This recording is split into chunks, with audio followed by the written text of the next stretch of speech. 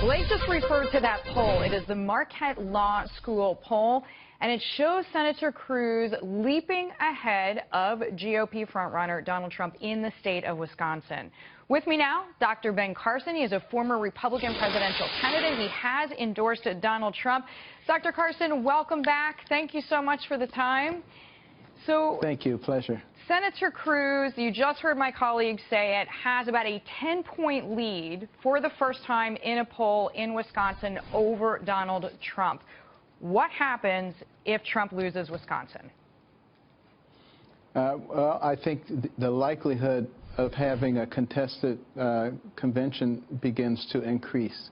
And although, you have New York coming up, Pennsylvania, New Jersey, so things could be pretty dramatic in one direction or the other there also. So it's kind of funny to me because it seems like with every one of the contests, we say, oh, this is it. This is the critical one. And then the next one is. So I don't know. We'll just have to wait and see.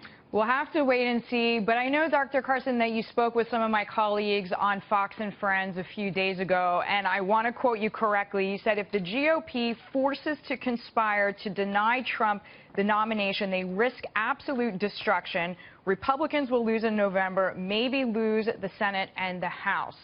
Are you concerned about that? We are hearing multiple reports of Senator Cruz upping his ground game, Wisconsin included.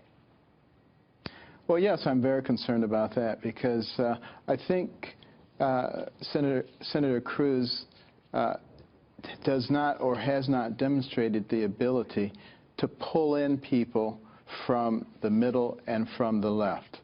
And I think that's going to be a very difficult thing to win in the general election if you cannot do that.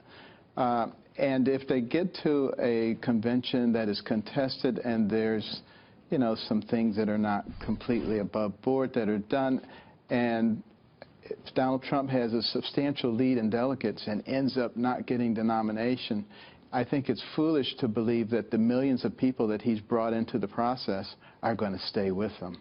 And it's basically going to be turning the election over to the Democrats, which I'm sure they'll be delighted about, but which will have severe implications for the country.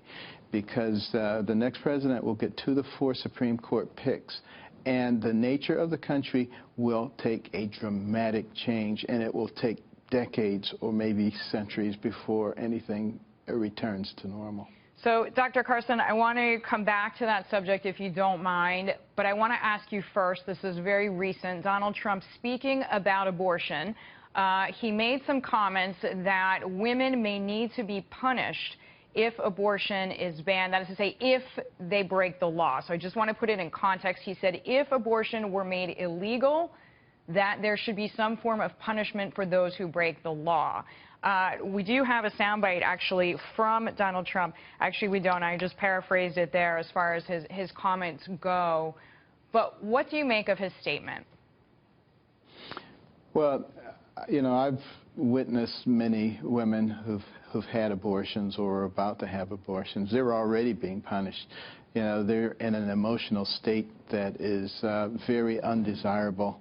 And we as a society really need to be thinking about how do we support them and how do we provide them with the appropriate types of alternatives. And this is really where the concentration needs to be.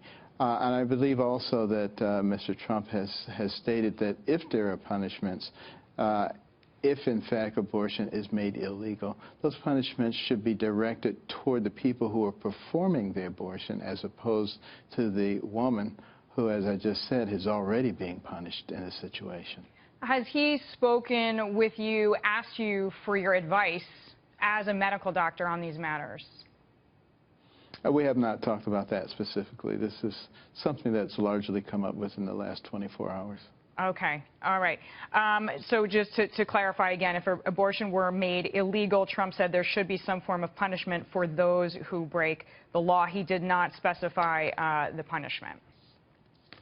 And you agree with that? Correct. And he specified that the punishment should be directed toward those who are performing the abortion, not the woman.